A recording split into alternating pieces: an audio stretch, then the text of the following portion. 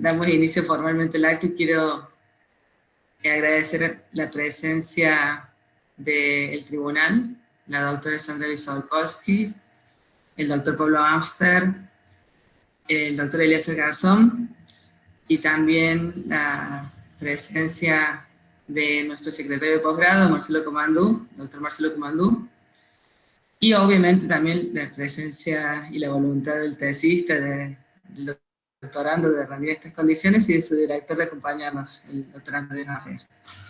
Bien, dicho esto, no sé si Marcelo querés también decir algo, si no le damos la palabra directamente a Pablo.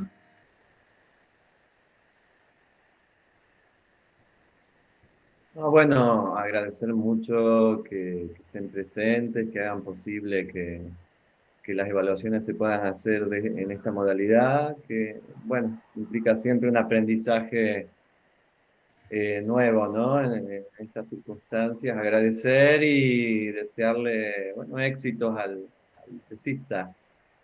Estamos muy ansiosos por escuchar su investigación. Perfecto, entonces Pablo, si te parece, yo a todos se les he contado cómo es el mecanismo, pero lo reitero para que lo recordemos. Pablo va a exponer, tiene 45 minutos, y después nos retiramos el tesista, su director y yo, y el tribunal, bueno, y Marcelo, el secretario de posgrado, y el tribunal delibera en privado con la colaboración de Mayra, que va a ayudar en la cuestión más secretarial del armado del acta y eso. Bien, Pablo, te cedo la palabra entonces.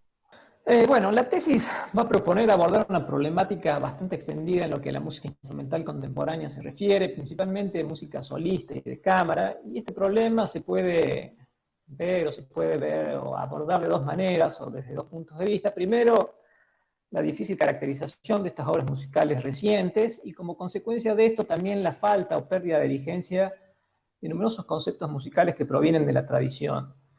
Ahora bien, esta es una problemática que no es nueva, ya fue tratada por muchos teóricos, musicólogos, principalmente compositores, por lo que uno podría preguntarse entonces cuál es el aporte que va a realizar la tesis, o si no, cómo es que se va a abordar este problema que estamos diciendo. Bueno, para ello, para poder afrontar esto, la tesis tiene una estructura específica que es la que ustedes ya conocen, y bueno, lo que propongo es hacer una breve introducción de cada uno de los capítulos y después sí ya ir desarrollándolos más en profundidad.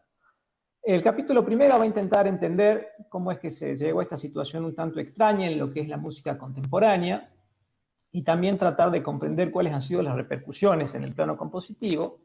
El capítulo segundo dice que una de las vías posibles para resolver este problema que planteamos recién puede darse a través de lo que es la metáfora y la analogía. Y el capítulo tercero, como si ya dijimos que va a ser una metáfora, una analogía con la idea de sistemas complejos, bueno, vamos a ahondar en el problema de la complejidad y los sistemas complejos. En el capítulo cuarto vamos a establecer la metáfora o la analogía entre el conjunto de obras de los compositores que ya conocen y la idea de sistemas complejos. Y por último tenemos las consideraciones finales, que es un intento de poner a prueba la metáfora o la analogía que se propuso, y también hacer una especie de reelaboración de lo que fue lo metafórico y lo analógico. Entonces, empezamos con el primer capítulo. En términos generales, puede decirse que se llega a esta situación un tanto difusa en lo que a la música contemporánea se refiere, debido a la introducción de material acústico poco usual o poco frecuente. Y Maki Solomos, que es un musicólogo, a esto lo pone en términos de una transición que va del tono al sonido. Esta transición la podemos ver, nosotros la vimos de dos maneras. Primero, la evolución histórica que esta tuvo a lo largo del siglo XX, es decir, cómo se fue dando el paso del tono al sonido, y también las repercusiones que esto tuvo en el plano compositivo, y especialmente sobre el factor notación musical. Entonces, habiendo desarrollado o estudiado estas dos cuestiones, uno puede llegar a una serie de conclusiones. La primera de ellas es que la cultura musical occidental europea tuvo una actitud reduccionista en el manejo y el tratamiento del sonido. Como consecuencia de esto se dio mayor preeminencia a un tipo de materia acústica en la que predominaron principalmente las vibraciones periódicas de espectro armónico. Y una tercera conclusión, basándonos en las dos anteriores, se puede decir que la faena creativa de los compositores de la tradición siempre fue mucho más clara, sin tantas ambigüedades, y esto por dos razones, porque tenían un sistema de notación óptimo para poder representar esa materia acústica con la que estos compositores trabajaban, y también tenían una teoría musical que podía, bueno, dar respuestas sobre este trabajo creativo que iban desarrollando estos compositores. Por lo tanto, uno puede llegar aquí a una especie de síntesis o conclusión más abarcadora, que va a decir que la materia acústica, el sistema de notación y la teoría musical, en lo que a la música de la tradición se refiere, se articulan de manera coordinada, funcionan de manera coordinada. Entramos a la música del siglo XX y esto ya empieza a volverse más complicado, ¿no? Bueno, el capítulo segundo, decíamos que es acerca de la metáfora y de la analogía, profundizar sobre esta cuestión. Bueno, pero podríamos preguntarnos por qué a esto, ¿no? ¿Por qué lo metafórico y lo analógico? Bueno, porque cuando el lenguaje técnico musical de la tradición ya no era suficiente para poder describir lo que iba sucediendo o lo que se iba escuchando en los nuevos fenómenos sonoros de la música del siglo XX o en obras de la música del siglo XX, entonces los compositores empezaron a echar mano a las metáforas y las analogías. Casos emblemáticos han sido los de Barés, Xenakis, el mismo Julio Estrada. Y bueno, esto desemboca en un problema de índole semiótico-cognitivo. Cognitivo porque lo metafórico y lo analógico están diciendo que hay nuevos mecanismos creativos por el lado de los compositores, y semiótico porque mediante la semiótica de Peirce nosotros vamos a poder dar una respuesta a esta relación un tanto difusa entre lo que es la materia acústica, la notación y la teoría musical. Además de que va a aparecer lo metafórico y lo analógico incluidos dentro de lo que es el ícono y la abducción. Entonces, lo que vamos a hacer ahora es desarrollar el factor semiótico y después sí, ya vamos sobre la metáfora y la analogía. Bueno, el factor semiótico quiere decir que vamos a trasladar la tríada de Peirce, ¿sí?, en el ámbito de lo musical. Y esto nos quedaría conformado de la siguiente manera. El interpretante va a ser el conjunto de especialistas que la van a razonar, la van a pensar, la van a teorizar a la música. El signo representante va a ser el sistema de notación musical y el objeto va a ser el sonido o la materia acústica. Entonces decíamos, desde el punto de vista de la tradición, esta tríada se va a articular sin ambigüedades, mientras que entramos a la música del siglo XX y su funcionamiento se vuelve mucho más complejo, más complicado. ¿Por qué? Porque dentro de la tríada van a aparecer el ícono y la abducción vinculándose a lo metafórico y lo analógico. Entonces, lo que vamos a hacer ahora es ver rápidamente qué es el ícono y la abducción y cómo se van a articular con la metáfora y con la analogía. El ícono pertenece a la segunda tricotomía, se refiere a la relación del signo con el objeto, y la abducción, tercera tricotomía, relación del interpretante con el objeto. El ícono es un signo, un significante que va a reemplazar al objeto sin necesidad de que esté ese objeto ahí, pero sin embargo va a contener o va a tener elementos en común con ese objeto que está reemplazando. Y la abducción es un tipo de razonamiento importante en lo que es la conformación o formulación de lo que son las hipótesis. Bueno, tenemos que ver cómo se va a vincular el ícono y la abducción con lo metafórico y lo analógico. Beuchot, que es un filósofo, va a proponer dos vías o dos maneras. Primero habla de un modelo analógico icónico, en donde dice que ícono y analogía son muy cercanos, muy próximos, en el sentido de que ambos van a conectar dominios de la realidad que son distantes o distintos, y lo hacen a través de parecidos y semejanzas. Y la analogía y la abducción significa que son dos tipos de razonamientos que operan de manera similar, porque van a procurar encontrar parecidos o semejanzas entre los hechos observables y el pensamiento mismo. De todas maneras, lo que tenemos que tratar de hacer ahora es tratar de contextualizar un poco mejor esto que hemos hablado de la semiótica con nuestro problema de origen, lo que planteamos al comienzo de la exposición. Para ello, primero habría que repasar dos cuestiones que son lo siguiente. La aproximación a la tríada de Peirce a nosotros nos sirvió para visualizar y manejar mucho mejor esta situación que decíamos que es un tanto difusa entre lo que es el objeto, el signo y el interpretante, o la materia acústica, el sistema de notación y la teoría musical. Y después también nosotros nos focalizamos en lo que es el ícono y la abducción en relación a la metáfora y la analogía. Entonces, estas cuestiones que acabamos de nombrar, si se quiere, han estado presentes desde el inicio de la investigación, aunque de manera implícita. Y si uno quiere contextualizar entonces esto en el ámbito de la música del siglo XX, o de la segunda mitad más propiamente, esto nos quedaría configurado del siguiente modo. El icono, que es la relación entre signo y objeto, o entre notación y materia acústica, nos está diciendo que hay un problema de adecuación de los sistemas de notación a una materia acústica que es diferente o que es distinta. Y la aducción, que es la relación entre el objeto y el interpretante, o entre materia acústica y teoría musical, nos está diciendo que existe una materia acústica que es diferente y que va a precisar una interpretación teórica renovada o más actualizada. Entonces vemos que icono y abducción nos conducen casi inexorablemente a lo que es la metáfora y la analogía. De hecho, según Peirce, las metáforas son iconos, son un tipo de icono. Entonces, todo este recorrido por la semiótica nos da la seguridad o la cierta certeza, por decirlo de alguna forma, nos da la certeza de que lo metafórico y lo analógico son las vías adecuadas o las vías pertinentes para poder bueno, afrontar o resolver este problema que planteamos al comienzo. Entonces, vamos a ver lo que es la metáfora. Nosotros la vimos de dos puntos de vista, ¿sí? Primero, una perspectiva tradicional que dice que es un mero recurso expresivo del lenguaje, que se vincula a lo poético, lo literario, y no tiene mayores pretensiones que esa. Y sino también una perspectiva cognitiva, que es la de John Lakoff, que dice que son un cruce de mapeos conceptuales entre dos dominios de la realidad que son distintos. Sin embargo, ambos dominios van a contemplar elementos o van a tener elementos en común. Por supuesto, lo que más nos interesa es la perspectiva de Lakoff. De la analogía, bueno, nos centramos en tres grandes ejes. El primer eje es una conceptualización más general o más clásica de lo que es la analogía. Y bueno, es parecido a lo de la metáfora en el sentido de que se trata de conectar dominios de la realidad que son distintos y lo hacemos a través de parecidos y semejanzas. Y después la mirada de Beuchot, filósofo, que primero nos habla sobre el origen de la analogía.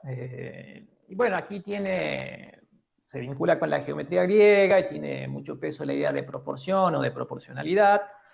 Y también en relación con la filosofía aristotélica, y acá tiene peso la idea de frónesis o de prudencia. Y también nos habla de la analogía de atribución que tiene un ordenamiento jerárquico. ¿Esto qué quiere decir? Que el sentido de la analogía se va dando de manera gradual, sistemática, y pasado cierto límite, ese sentido de la analogía va a empezar a perder fuerza o va a empezar a desvirtuarse. Un tercer eje, que es incluye la mirada de dos especialistas. Primero, Axel Gelfer, que es un filósofo de la ciencia, va a decir que se conectan dos dominios de la realidad que son distintos, y el primero, que es bien conocido, nos va a servir, nos va a ayudar a poder conocer y explorar mucho mejor al segundo, que no se conoce tanto.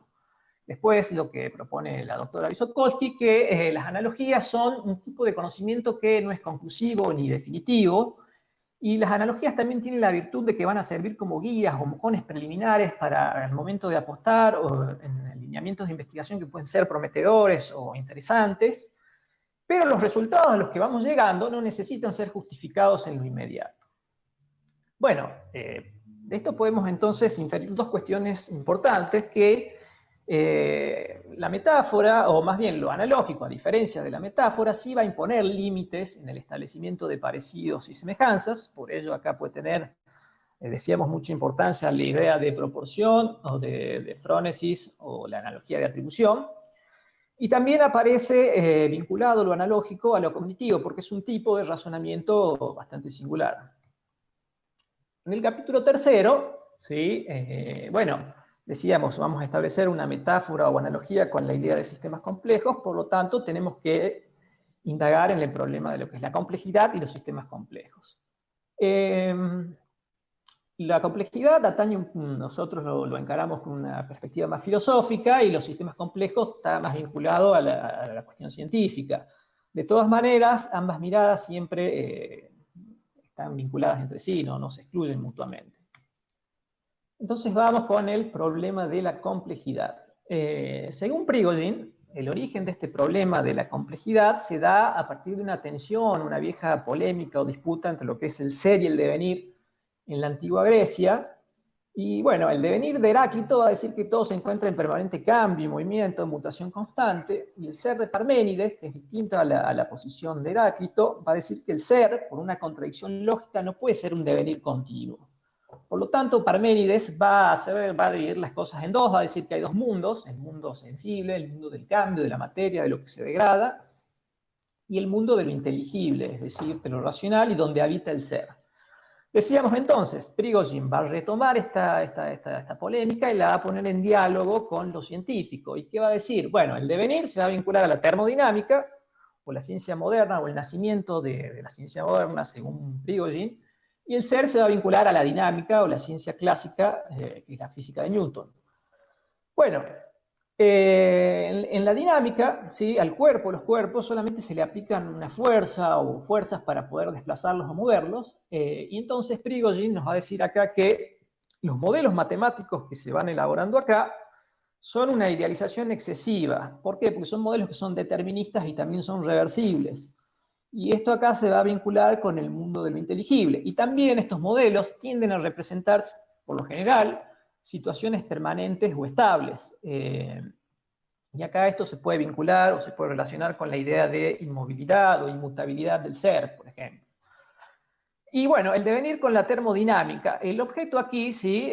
A través del calor sí va a sufrir modificaciones en su condición material intrínseca. Y entonces aquí va a prevalecer la irreversibilidad, la inestabilidad, van a aparecer descripciones estadísticas, es el momento cuando nacen la entropía, el segundo principio de la termodinámica, y esto Prigogine lo va a vincular con el mundo de lo sensible, es decir, ese mundo de la materia que se va degradando, que cambia constantemente.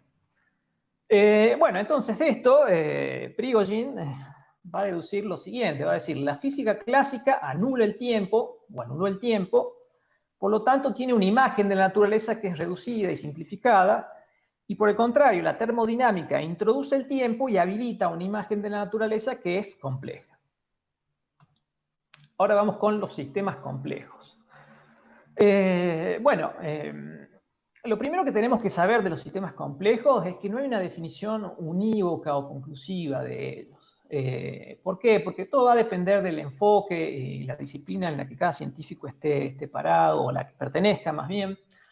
Y también el estudio de los sistemas complejos comprende una gran cantidad de conceptos, elementos técnicos, en lo que no todos los especialistas van a concordar o van a acordar. Ahí yo puse una serie de nombres de distintos especialistas o científicos que pertenecen a distintas áreas o ramas de la ciencia. Y bueno, cada uno de ellos va dando sus pareceres respecto a qué cosas tienen que incluirse dentro del estudio de los sistemas complejos. Muchas veces lo que ellos exponen como decíamos, no hay un acuerdo, no hay un consenso definitivo, y muchas veces están en contradicción también. Por lo tanto, nosotros intentamos hacer una especie de taxonomía de estos sistemas, principalmente basándonos en los trabajos de Cilliers, y también con aportes de Prigogine y de otros autores que consideramos importantes.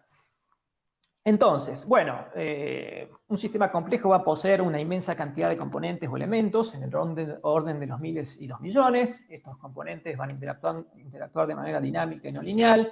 Las interacciones dinámicas no lineales van a llevar a que el sistema opere en condiciones alejadas del equilibrio o de no equilibrio. Acá esto puede implicar la inestabilidad, la turbulencia, algunos van a incluir el caos. Un sistema complejo va a poseer una historia, esto quiere decir que hay una evolución coherente en el tiempo de ese sistema en base a una memoria y un aprendizaje. Un sistema complejo va a funcionar como un todo. Quiere decir que todos los componentes o elementos del sistema tienen una intervención en esa estructura que se llama compleja, además de que está lo no lineal también presente, y también estos sistemas no van a depender de un mando central, un centro principal para su funcionamiento. Quiere decir que, que la energía y la información van a estar distribuidas a lo largo de todo el sistema, aunque no de manera homogénea. Los sistemas complejos son abiertos o semiabiertos, quiere decir que van a intercambiar energía e información con el medio que les rodea. Un sistema complejo se puede analizar a diferentes escalas, escala macroscópica, mesoscópica, microscópica. En los sistemas complejos hay una ruptura de la simetría temporal, ¿sí? Acá Prigogine explica que en la física de Newton, el pasado y el futuro están contenidos en el presente de manera equitativa, ¿sí? Proporcionada, Mientras que en lo que se llama la complejidad y el caos, existe una flecha de tiempo que va a romper con esa simetría. Bueno, estructuras. El resultado de la estructura es el resultado de los patrones de interacción entre los distintos componentes o elementos del sistema. Por lo general son estructuras que no responden a algún molde a priori, sino que suelen ser estructuras autopoiéticas.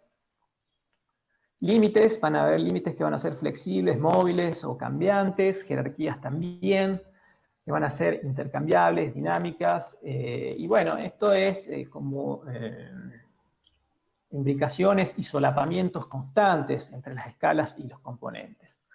Así que bueno, esta fue nuestra taxonomía. Y ahora vamos a pasar al capítulo 4. Bueno, acá en este capítulo sí ya vamos a establecer, o vamos a intentar establecer la metáfora, la analogía entre el conjunto de composiciones de estos compositores que analizamos en la tesis y la noción de sistemas complejos. De todas maneras, antes de entrar en esta metaforización, analogización, hay que tener en cuenta dos cuestiones que considero que pueden ser muy importantes. Primero, no todas las cualidades y características de los sistemas complejos se van a verificar en estas obras de estos compositores que analizamos en la tesis. Esto porque estamos en el reino de la metáfora y de la analogía. Y también lo metafórico y lo analógico van a tender a la equivocidad. ¿Qué quiere decir esto? Que lo metafórico y lo analógico es un conocimiento débil o falible. Sin embargo, van a haber criterios suficientes como para que la construcción del conocimiento se establezca o se consolide como tal. Y como decíamos, en una instancia posterior esto se puede confirmar o se puede descartar. Entonces, nuestra metaforización o analogización se va a hacer teniendo en cuenta dos cosas. Primero, una metodología que consiste en ir exponiendo las cualidades y características de los sistemas complejos. Y posteriormente vamos a ver cómo es que estas características se van a ir viendo reflejadas en el fenómeno musical. Nosotros siempre partimos principalmente de lo que es la notación musical. Técnicas de análisis. Bueno, vamos a partir de las técnicas de dos compositores. Primero Horacio Bayone.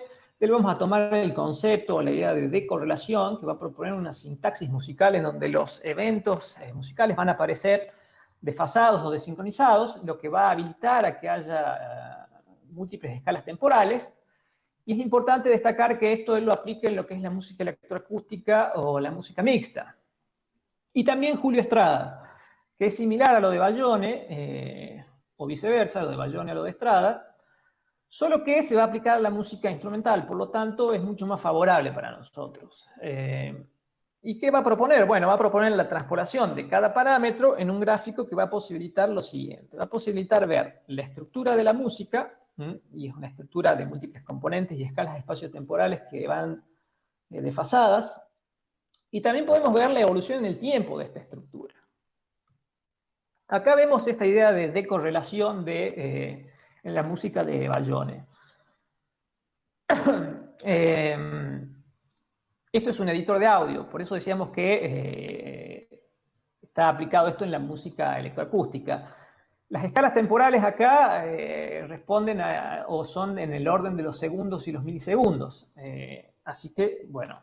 Y acá tenemos, sobre la izquierda tenemos el gráfico de Julio Estrada, que vemos múltiples componentes y cada uno de ellos está tratado con bastante cuidado, con bastante minuciosidad, detalle. Y sobre la derecha tenemos el gráfico que elaboramos nosotros, que es una adaptación del gráfico de Julio Estrada, adaptado evidentemente a los propósitos analíticos nuestros.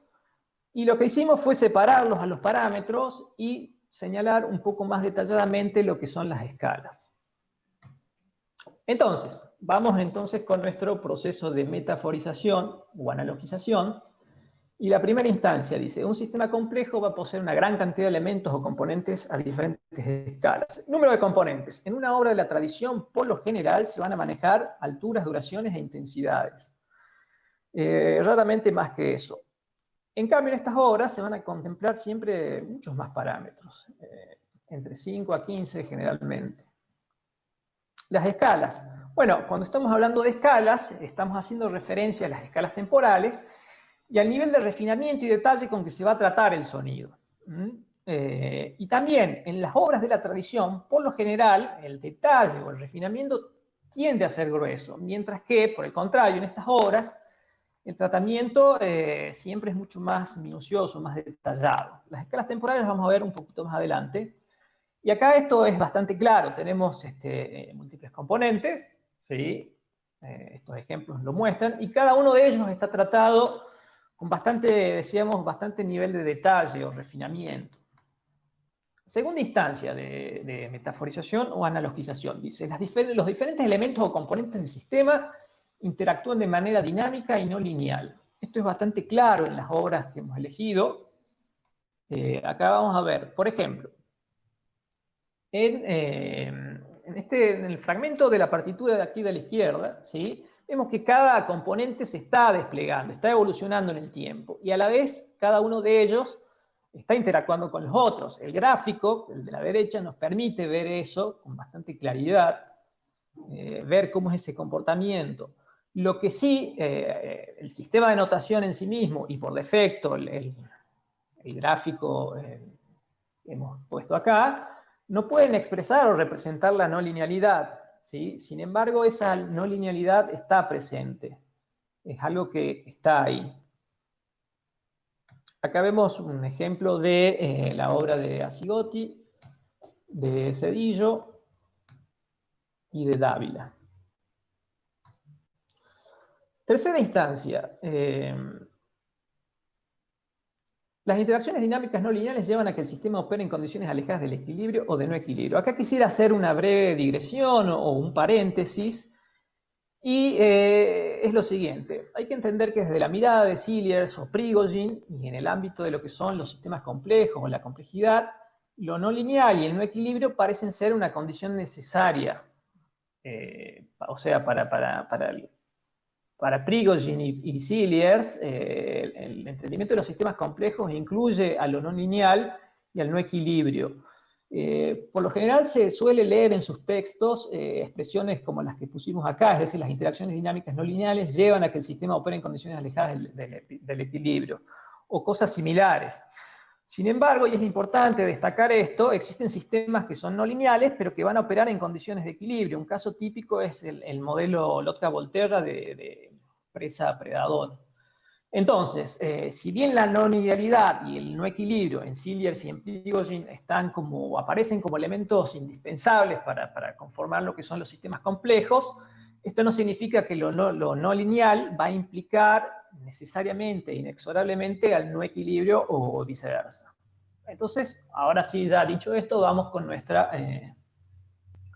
metaforización o analogización. Bien, en el caso de estas obras puede decirse que lo que va a predominar es el no equilibrio. Entonces vamos a encontrarnos, evidentemente, con no equilibrio y aperiodicidad. Y esto por los siguientes motivos. Por lo general, los distintos parámetros van a oscilar constantemente de la escala media a la escala micro. Y debido a esto vamos a observar dos cosas. Cada parámetro podríamos decir entonces que es perturbado constantemente una y otra vez, lo que va a implicar que no hay una estabilidad en su evolución.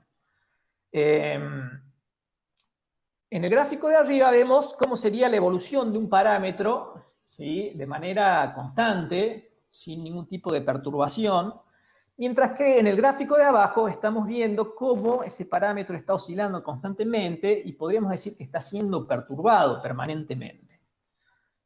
También hay que notar que el tiempo de duración de cada parámetro dentro de una escala particular va a generar una duración propia.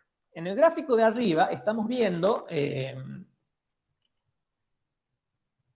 las líneas rojas nos están diciendo cuánto está permaneciendo ese parámetro dentro de una escala, y en el gráfico de abajo estamos viendo las duraciones del parámetro dentro de la escala.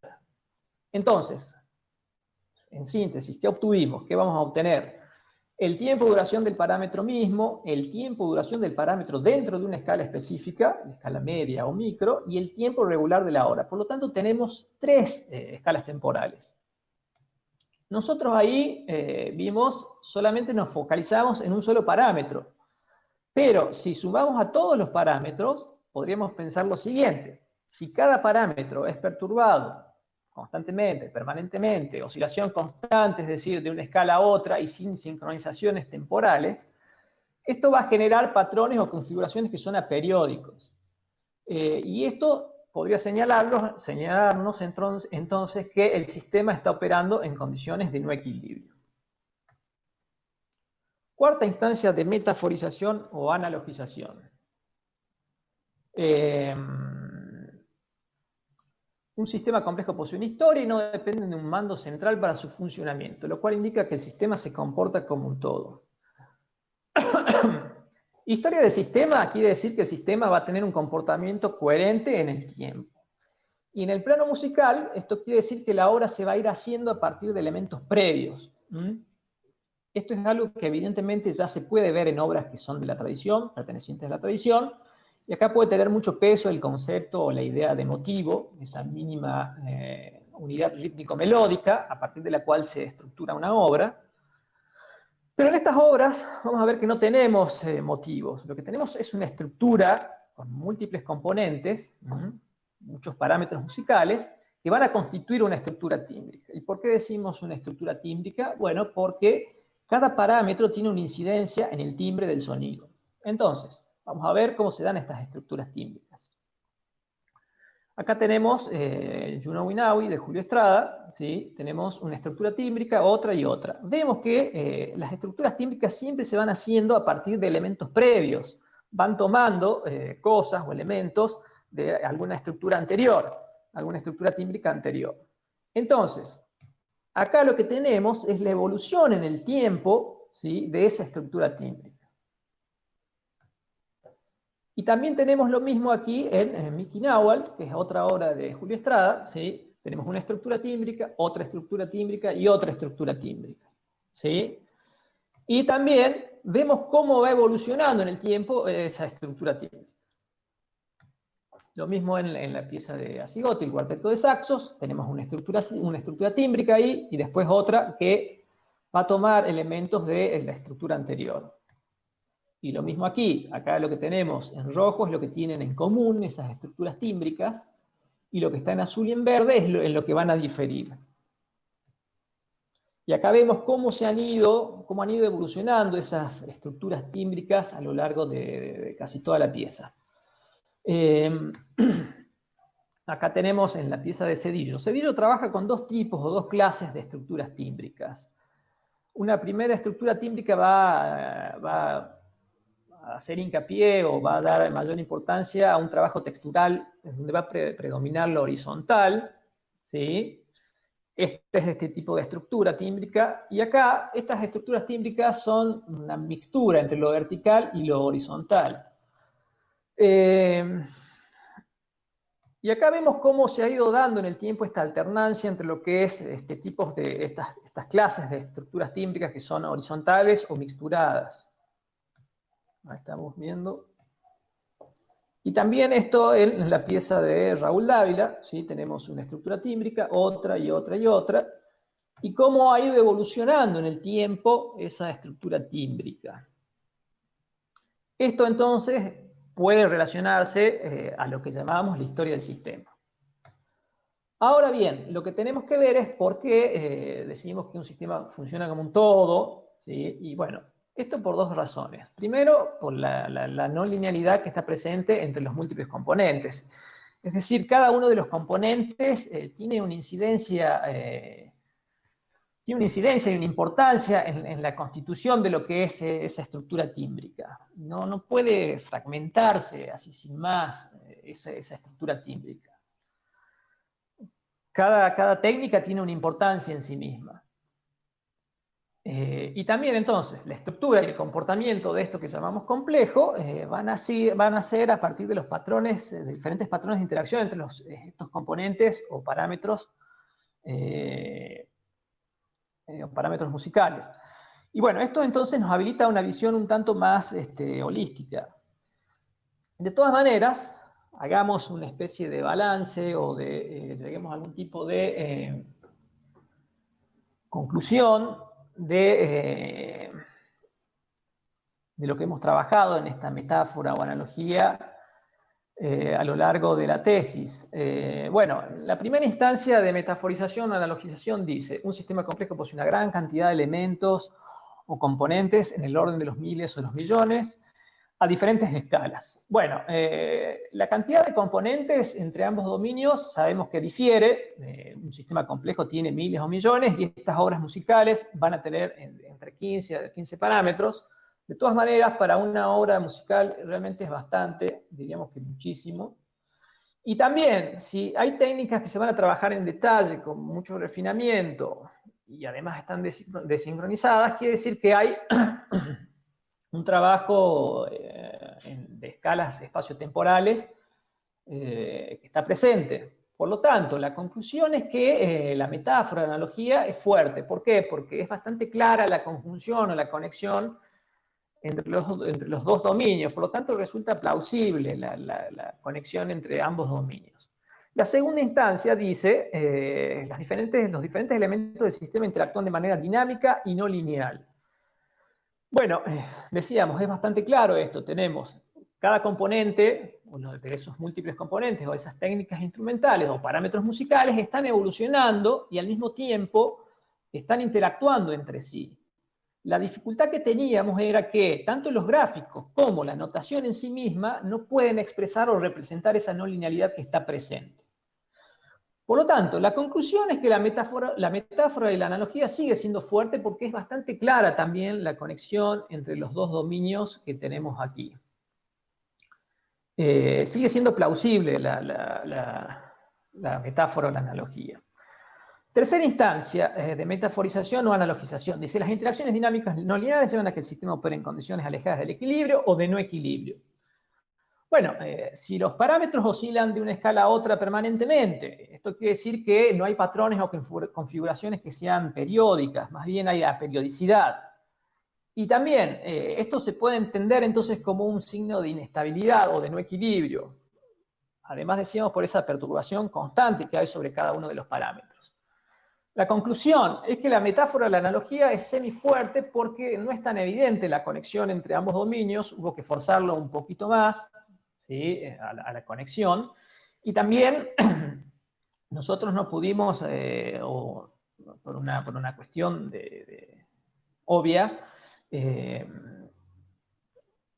y también por una decisión, no una descripción mucho más técnico-matemática, si se quiere, de lo que es el no equilibrio o la inestabilidad. Entonces, lo tratamos a estos conceptos que son propios de la ciencia, los tratamos con cierta laxitud. Cuarta instancia, dice, un sistema complejo posee una historia y no depende de un comando central para su funcionamiento, lo cual indica que el sistema se comporta como un todo. Bueno, vimos que las obras se van construyendo a partir de lo que son las estructuras tímbricas, que siempre se van reelaborando a partir de elementos previos, y también a esto entonces podemos llamarlo la historia del sistema, aunque aquí no hay un aprendizaje ni una memoria, ¿sí? La obra no va a aprender ni memorizar nada, el objeto musical en sí mismo no aprende ni memoriza nada, y también si tenemos una multiplicidad de parámetros o técnicas en simultáneo, que igualmente tiene un comportamiento no lineal, bueno, esto significa que ninguna técnica va a prevalecer sobre la otra. Por lo tanto, esto habilita a tener una visión un tanto más holística. Conclusión, la metáfora o la analogía va a oscilar entre lo semifuerte y lo débil, ya que se van a dejar afuera dos características importantes de lo que son los sistemas complejos, que es la memoria y el aprendizaje. Entonces, en cada una de las instancias el sentido de la analogía se va degradando, va perdiendo fuerza, se va desvirtuando poco a poco, y esto es lo que planteaba la analogía de atribución con ordenamiento jerárquico de Mauricio Gauchot. Y bueno, y por último, ¿qué es lo que esperamos seguir profundizando o trabajando a partir de lo que se realizó en esta tesis? Seguir indagando en lo que es la analogía, ¿sí? Algunos aspectos lógico-analíticos, para poder conseguir mayor consistencia en los planteos que vamos, que se piensan seguir buscando respecto a la conexión entre lo que es la música y las ciencias exactas, y también ahondar sobre la noción de modelo, básicamente, y también intentar desarrollar un modelo matemático que pueda expresar la no linealidad en este tipo de obras, o en obras con estas características que hemos trabajado aquí en la tesis, y por supuesto también continuar indagando en las múltiples conexiones entre música y ciencias exactas, tratando de ver cuáles son el potencial o la potencial aplicación en el ámbito de lo creativo musical y de la etnomusicología. Y bueno, para cerrar este fragmentito respecto a la filosofía de Henri Bergson, porque, bueno, Prigogine lo cita mucho a Bergson cuando habla de la complejidad y de lo que son todos los sistemas complejos, y bueno, y aparece lo metafórico como una herramienta interesante o capaz de poder captar esa complejidad a la que hace alusión Prigogine. Así que bueno, esta ha sido la presentación. Bien, muchas gracias, Pablo. Pensé que lo ibas a leer, la definición, a la cita, por eso me quedé esperando. No, porque la pueden leer cada uno por sí mismo, digamos. Ya la leímos cada uno, perfecto. Muchísimas gracias, Pablo. Vamos a dar lugar ahora a las preguntas del tribunal. Bueno. Preguntas o comentarios del tribunal. Yo me voy a silenciar y los voy a dejar a ustedes que organicen en qué orden quieren preguntar o comentar. Pablo, Sandra y Eliasa. Les cedo la palabra. Como quieran, el que quiera empezar. Están silenciados los demás. Sí, aquí estoy, aquí estoy. Sí, sí. Hola, Pablo. Hola. No sé, ¿quiere? Eleazar está con el micrófono. Ahí está, ahora sí. Ahí está.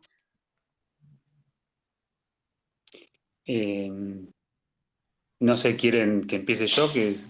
Dale, empieza vos. En realidad, a decir verdad, bueno, un poco para congraciarme con Pablo, lo que voy a decir está totalmente desorganizado y caótico, así que es bastante consistente con la idea de la charla. No, en realidad, a ver, por empezar, me pareció muy bien. Creo que para agregar complejidad al asunto justamente fue que tuvimos que hacer la defensa de esta manera, pero en algún sentido le agrega una dimensión distinta que fue interesante también. Es como que hay cosas que en la lectura, que fue ya hace unos meses, a lo mejor no se me habían ocurrido, y escuchándote de esta manera, como que también asocié con algunas otras ideas. La tesis en sí, bueno, me pareció muy bien. Ya en su momento con Pablo charlamos así por mail alguna que otra cuestión sobre, más que nada sobre el uso de algunas ideas matemáticas, algunas precisiones matemáticas que, bueno, obviamente no puedo dejar de observar, pero en sí, más allá de eso, y siempre teniendo presente que el eje del trabajo es la metáfora y la analogía, me parece que está muy bien. O sea, creo que toman muchísimos elementos centrales en lo que es la filosofía y la ciencia del siglo XX y digamos, me parece que es un trabajo sólido, bien desarrollado. Algunas cuestiones que eso, al principio como matemático digo, bueno, por ejemplo, estas cuestiones de tratar a veces casi como si fueran sinónimos conceptos como lo no lineal y lo complejo, bueno, no son sinónimos, por supuesto, pero de todas maneras, justo hoy cuando Pablo estaba exponiendo y remarcó la cuestión esto de los dominios de la realidad diferentes, que no me acuerdo cómo lo dijiste exactamente, pero me pareció muy interesante porque al final terminé como reconciliando bastante las cosas, y de hecho esa cuestión sobre los dominios de la realidad distintos que de alguna manera uno asocia, me recordó justamente a la esencia de la matemática según Poincaré, que es dice, Poincaré dijo, la matemática es el arte de llamar de la misma manera cosas diferentes.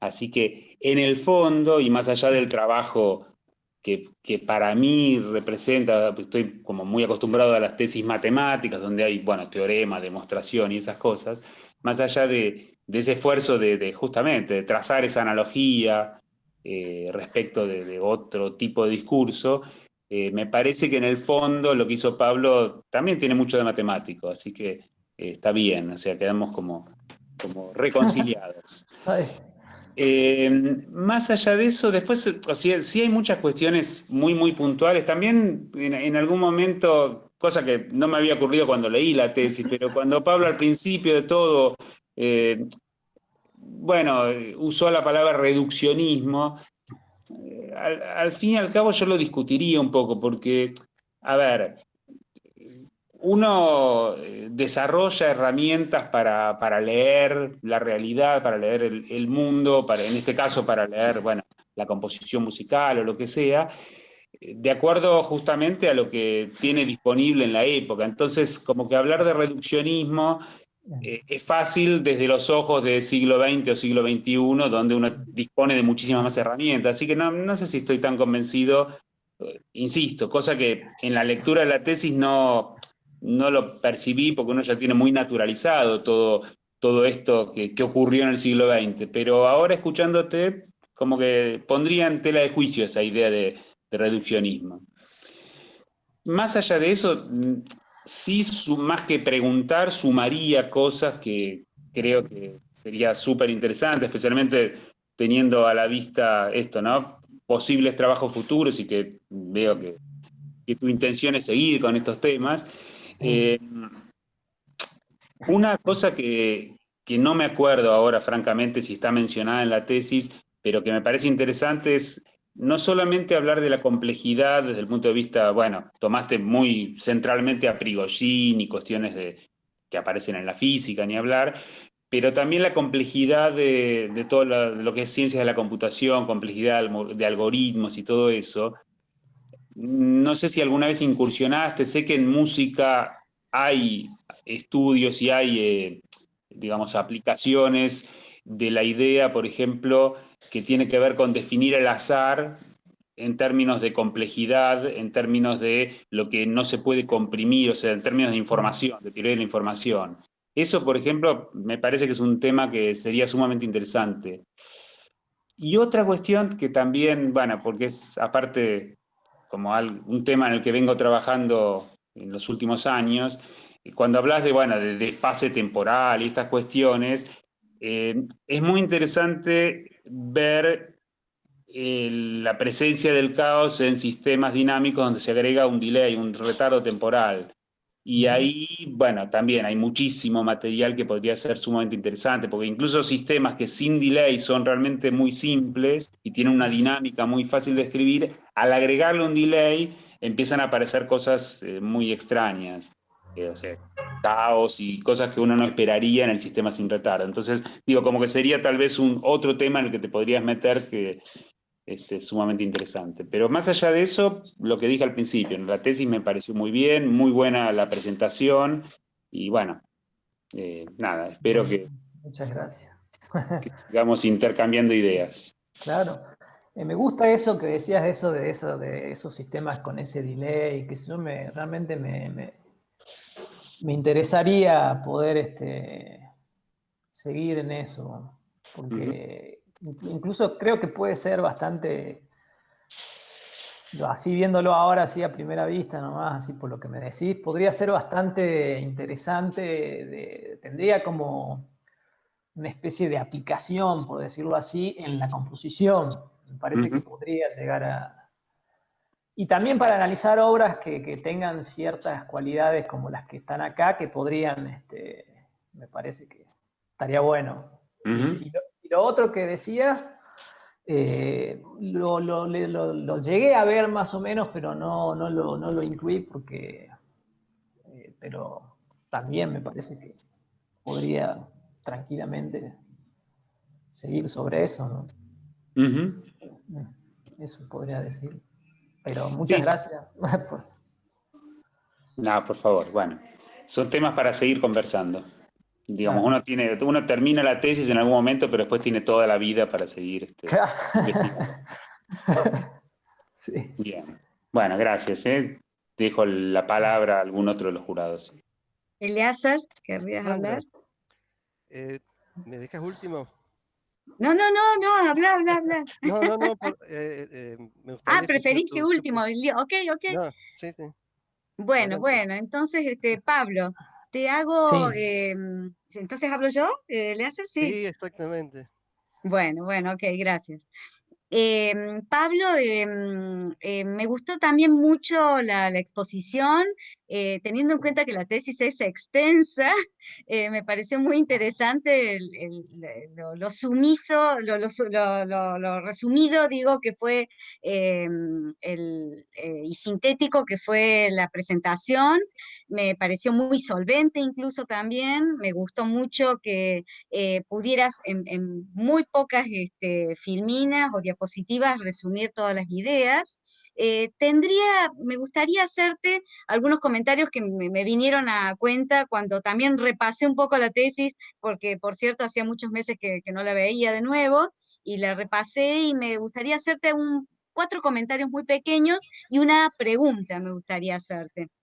En primer bien. lugar, rescato de la tesis y que todo esto se ha notado también en tu presentación oral, en tu defensa, rescato la búsqueda de elementos alternativos a los tradicionales. O sea, el hecho de que hayas usado para describir el ritmo, la fraseología, la armonía, etcétera, las metáforas y analogías me pareció muy interesante. Bueno, de hecho yo trabajo en esos temas y por eso también le encuentro, por supuesto, un gusto especial a eso, pero también me parece muy importante ver que en la música se encuentre un lugar para la analogía y la metáfora en general.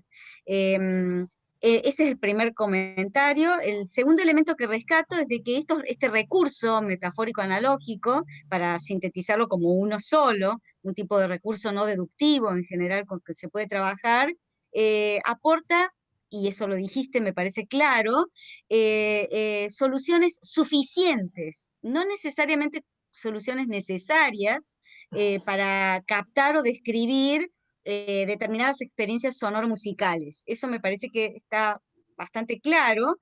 Me parece que acá, apelando a un recurso que se usa mucho en epistemología, una distinción que Reichenbach hizo en su momento sobre los contextos de descubrimiento y justificación, que por supuesto han sido muy criticados, pero hay algo valioso en ello de que las metáforas y analogías corresponden a ese contexto de descubrimiento, y me parece que está muy bien que vos pienses que cuando describís o de alguna manera das algún patrón respecto de esta experiencia sonora musical, lo hagas apelando a las metáforas y analogías.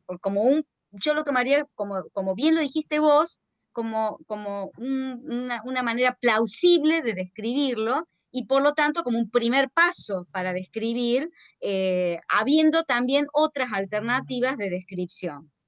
En tercer lugar, el tercer comentario que te haría es que estas soluciones metafórico-analógicas suficientes muestran que no existe una única y preferida manera de describir una obra. Y eso me parece que es importante en lo que vos haces, porque vos estás proponiendo una alternativa.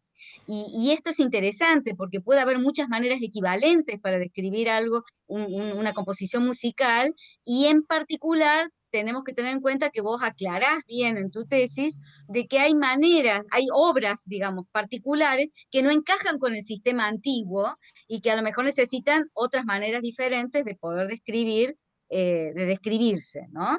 El último comentario que haría antes de hacerte la pregunta es que me pareció muy rico, realmente creo que es tal vez lo que más me gustó en tu tesis, es el hecho de que vos trabajás con diagramas. Esta idea de trabajar con diagramas me parece fascinante, y me parece fascinante porque pues, de hecho yo también trabajo mucho en diagramas en matemática, y presento ahora un trabajo en un congreso virtual, por ahora por supuesto por todo este problema, y ahí se ve en ese congreso que es mundial, y uno ve que se aplican diagramas en todas las disciplinas, que el uso de diagramas está imponiéndose a otros usos para poder describir esta fluidez que vos planteás, esta totalidad, este tipo de descripción global, holística que vos planteás en tu trabajo. Entonces me parece muy atinente que vos utilices este nuevo tipo de descripción que no es la lineal, analítica, típica, sino que tiene esta idea sintética de describir. Eso me pareció muy interesante, y yo quisiera recitarte a vos, cuando vos citas en tu trabajo un texto de López Cano que me pareció realmente que resume mucho lo que vos querés plantear y me parece que apunta bien a eso, en donde cuando planteas estas categorías de ritmo, metáfora y analogía, López Cano dice que constituyen disecciones de parámetros aislados, discretos y sistematizables, y esto no se condice en muchas ocasiones, decís vos, con la posibilidad de articularlos en unidades globales como las que vive el oyente. Por consiguiente, se produce un desfasaje entre lo continuo y fluido que puede caracterizar el desarrollo de una obra musical frente a y en contraposición con lo discreto de las categorías de análisis. Todo eso me parece que resume mucho tu planteo, me parece muy, muy atinente. Realmente me gustó mucho eso en tu trabajo, porque justamente el recurso de metáforas y analogías apunta a eso, a lo holístico, a lo global, y no a una descripción proposicional, lineal, como se suele hacer, ¿no? Entonces, bueno, entonces en función de todo eso, me gustaría hacerte una pregunta que a lo mejor te puede parecer alocada, pero realmente me parece curioso preguntarte qué te llevó y por qué pensaste en utilizar este recurso o instrumento de las metáforas y analogías para caracterizar la música, ¿no? O sea, ¿por qué algo dijiste del por qué en algún momento ahí en tu exposición? ¿Por qué te parece un recurso viable y vital para describir este tipo de composición? Bien, bueno, podría pensar en varias respuestas, pero a ver, bueno, primero el uso de metáforas y analogías no es algo que sea, digamos, exclusivo de esta tesis, ¿no? Es algo propio de los compositores desde el siglo XX, y no sé, también capaz que anteriormente también, pero es algo muy, muy usual, moneda corriente, diría, que los compositores echen mano a lo metafórico y lo analógico.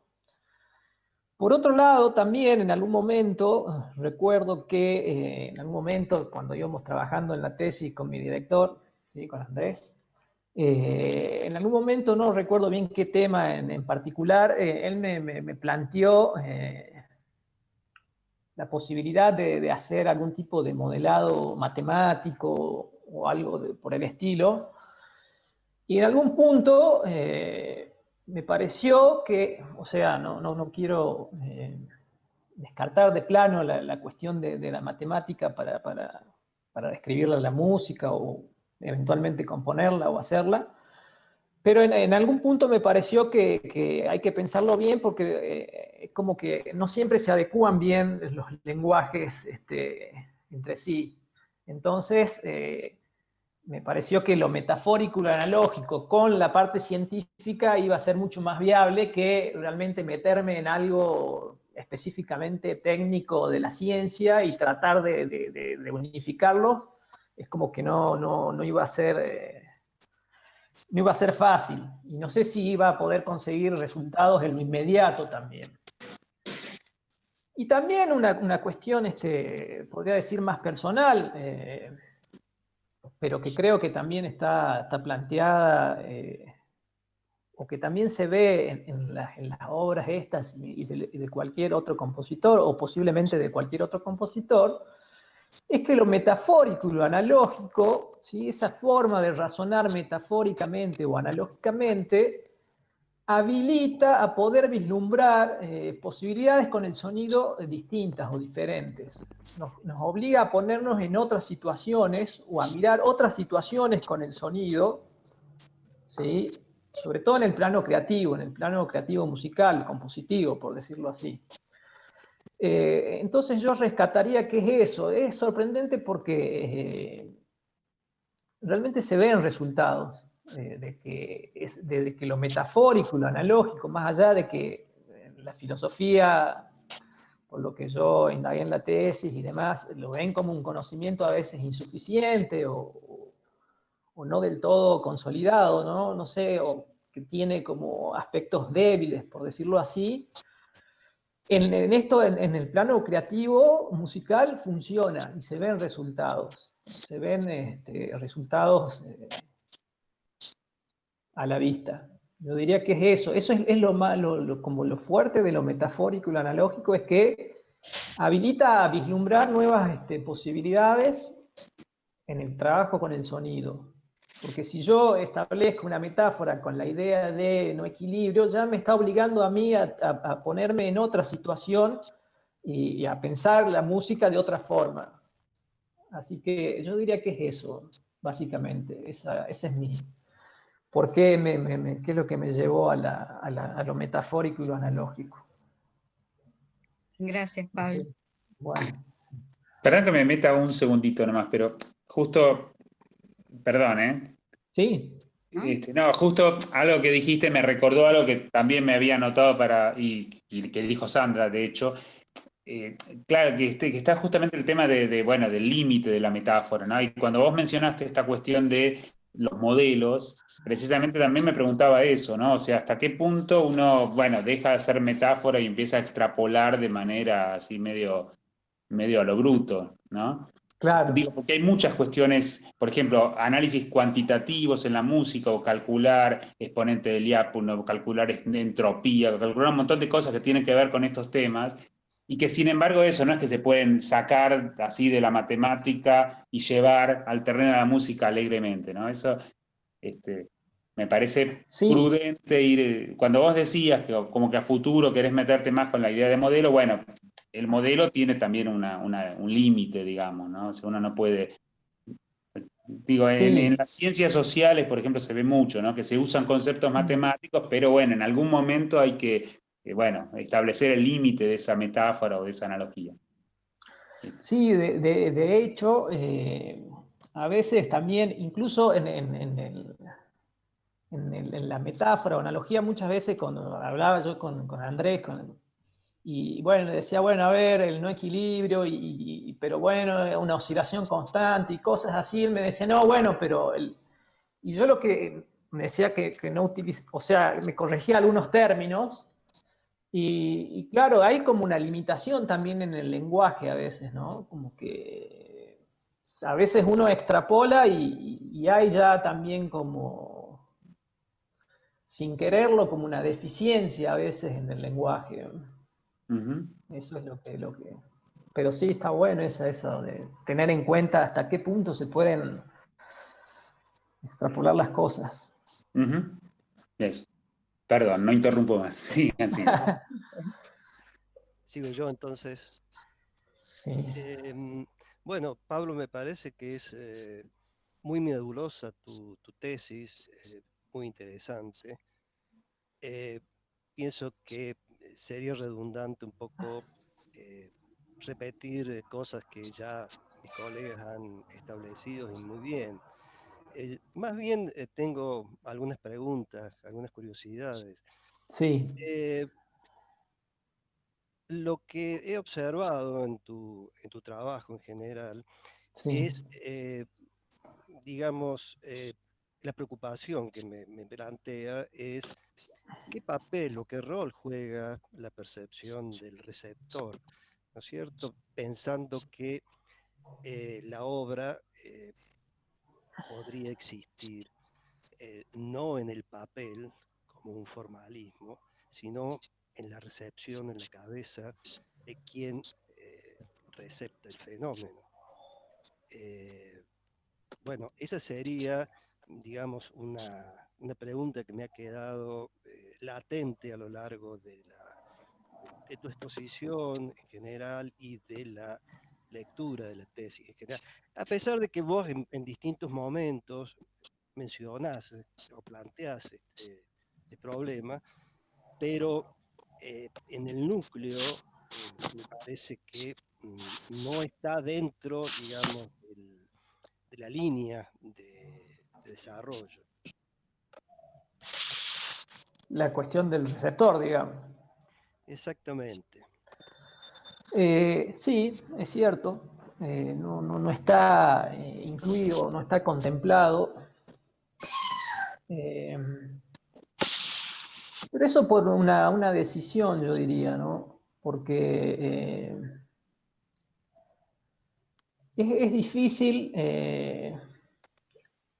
al menos, por ejemplo, en muchas clases con distintos compositores, en mi experiencia, Muchas veces se ha planteado o muchas veces se planteaba la intención por parte de, incluso de los mismos profesores de composición o los mismos compositores que exponían sus trabajos, esa idea de querer poder causar algún tipo de efecto en el receptor.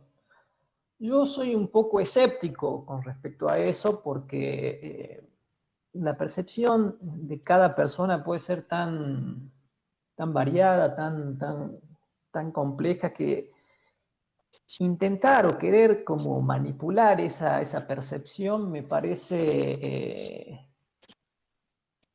improducente, diría yo, ¿no? Porque sí, me parece que no, o al menos se podría, habría que profundizar mucho más. Requeriría un estudio bastante más complejo de lo que es la percepción, de cómo la cuestión, si se quiere, de la neurociencia también. Me parece que meterme en eso sería como algo muy complicado. No sé si eso un poco responde a lo que, a la intención de su pregunta. De una forma más, digamos, más primaria, pensaba en la teoría de la Gestalt, por ejemplo. Ajá, O sea, más allá de lo que podría ser lo opinable, ¿no es cierto?, de un receptor, que sí, última depende, como vos planteas, una infinidad de variables, ¿no es cierto?, socioculturales, etcétera. sí. Pero, digamos, la Gestalt puede establecer ciertas correlaciones, ¿no es cierto?, entre fenómenos y modos de percepción. A ese nivel me refería principalmente. Bien, sí, bueno, es una posibilidad de que se pueda ir en ese sentido, ¿no? De hecho, hay un compositor, James Tenney, él aborda esa cuestión y él apela a la teoría de la Gestalt para explicar un poco la cuestión de la música del siglo XX. Pero me pareció que no, bueno, que era más focalizarme en tratar de describir ese objeto que yo tenía ahí y tratar de darle algún tipo de sentido o definición antes que tratar de articularlo con la cuestión de la percepción. Me pareció que era, porque al menos así lo pensé, ¿no? Digamos, cuando pensé en percepción, lo pensé en ese sentido un poco más complicado que decía recién, de cómo acciona la percepción en una persona y entonces me requeriría como un tiempo de trabajo y de lectura demasiado amplio.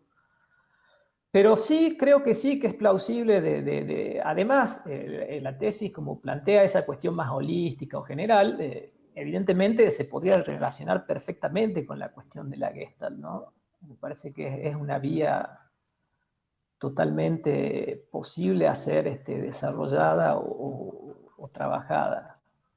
No conozco demasiado tampoco de la Gestalt, pero me doy cuenta que podría ir por ese lado también, ¿no? No sé si. Ajá, está bien. Esto lo vinculaba yo fundamentalmente, ¿no es cierto?, cuando uno piensa, como vos bien formulás, que estos sistemas son una totalidad y tienen una historia, ¿no es cierto? Sí, Y esa complejidad se desenvuelve. eh, ¿Cómo se relacionan esos, digamos, los ejemplos que vos presentás sucesivamente? A pesar de que lo has señalado, quizás me gustaría que lo profundizaras un poquitito más. Vos tomás momentos muy breves, particularidades dentro como ejemplificación.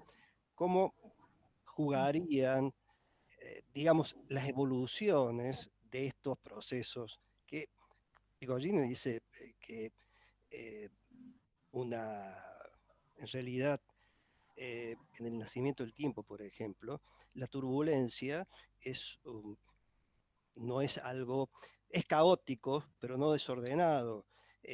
Hay un orden, está estructurado de alguna manera, ¿no es cierto? Entonces, la idea del todo como la evolución de ciertos patrones, aunque sean esos patrones irregulares, ¿no es cierto?, que de alguna manera se atan a la posibilidad de poder establecer un vínculo perceptual entre, digamos, lo que está aconteciendo, vincularlo con el pasado y de alguna manera poder establecer una suerte de script, como dice Bayone, que es una de las variables que utiliza dentro de la posibilidad de la composición. No sé si para puede ser que eso se relacione con lo que usted decía de lo local y de lo global, más o menos. Exactamente. Bien. Sí. Porque la primera obra, vos hablaste de una forma bastante tradicional, los motivos, ¿no es cierto?, que fundamentalmente acontecerían en el plano de lo rítmico, ¿no es cierto?, en cuanto a que lo fundamental está centrado en el sonido, ¿no es cierto? Bien, trataría de ver cómo vincular todos esos. Bueno, del motivo, en realidad lo que estoy diciendo es justamente no, que en estas obras no estoy diciendo que haya motivos, más bien lo que hay es una estructura, ¿sí? Porque el motivo, lo que es, por lo general siempre va, ya lo sabemos ambos, siempre está vinculado o circunscrito a lo que es el ritmo y la melodía, ¿no es cierto? En cambio, acá lo que tenemos es una estructura de múltiples componentes, porque lo que se busca hacer es tener una incidencia sobre el timbre del sonido. Entonces, en este sentido, el motivo sería algo como más reducido, ¿sí? En cambio, una estructura tímbrica es algo que se constituye de muchas cosas. Y eso es diferente a un motivo.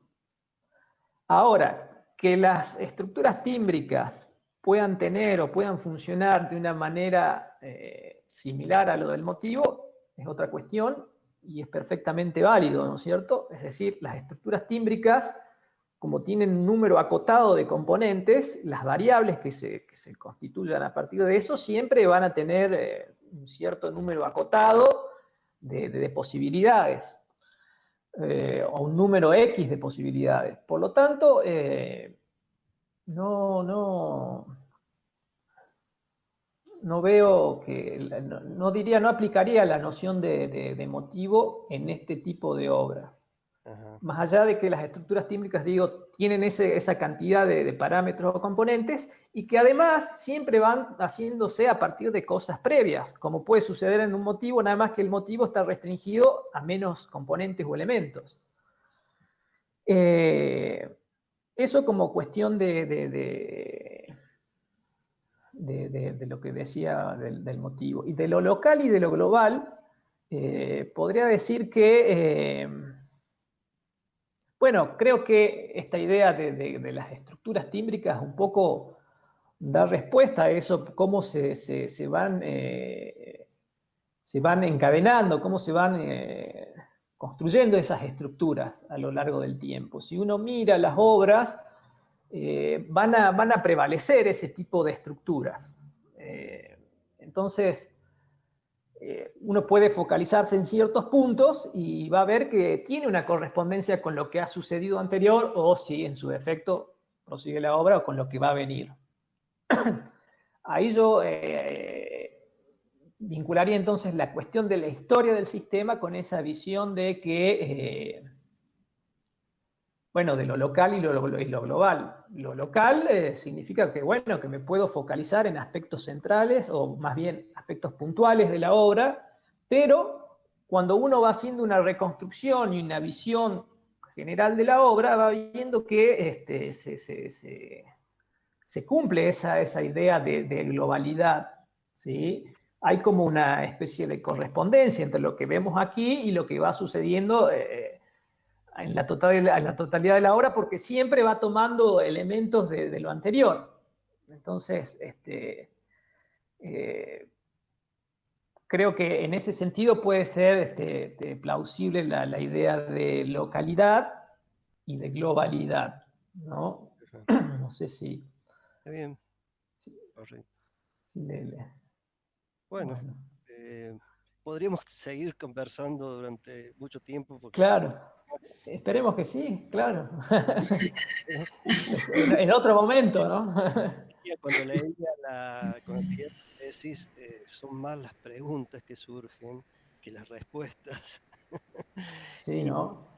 sí, es un tema realmente fascinante y a veces me pregunto, digamos, viendo la música como un fenómeno holístico y quizás muchos me podrían corregir, eh, yo pienso de que más bien pienso en los métodos más o los enfoques y que este es un enfoque que no solamente permite explicar los fenómenos contemporáneos, sino también dar nuevas visiones a obras del pasado, ¿no? Yo creo que la música desde la era burguesa es un proceso en constante búsqueda de desequilibrio, diría yo. ¿Cierto? Entonces, me parece que, digamos, esa confrontación o ese juego entre estas perspectivas, ¿no es cierto?, que nos da la ciencia y la indagación en estas obras nos puede dar no solamente un conocimiento histórico, sino también recursos compositivos. Te estoy hablando fundamentalmente desde una perspectiva en la cual creo que vos y yo compartimos, ¿no es cierto?, porque no somos solamente teóricos, sino somos fundamentalmente hacedores de música, ¿no es cierto? Ujú. Entonces, digamos, estos enfoques vinculados, ¿no es cierto?, a ese despliegue histórico que nosotros tenemos en nuestras manos en este momento es un recurso y una herramienta fantástica para trabajar, ¿no es cierto?, y desarrollar perspectivas. Yo te felicito por tu trabajo y, Muchas bueno, gracias. adelante, ¿no es cierto?, con los nuevos descubrimientos. Bueno, muchas gracias por el aliento. Es muy lindo recibir estas devoluciones, digamos. Muchas gracias.